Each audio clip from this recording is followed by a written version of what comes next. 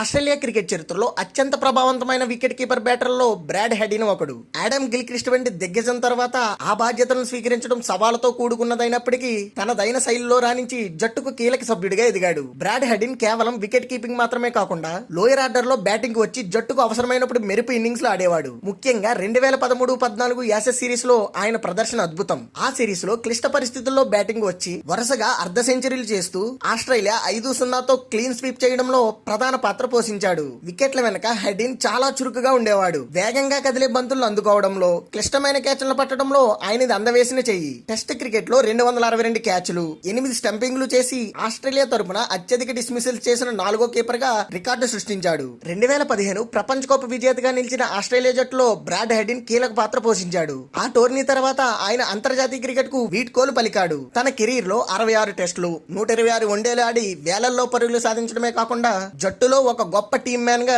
గుర్తింపు పొందాడు. మైదానంలో ఆయన చూపించే దూకుడు, ప్రత్యర్థి ఆటగాళ్లపై మానసిక ఒత్తిడి పెంచే తీరు ఆస్ట్రేలియా విజయాల్లో కీలకమయ్యేవి.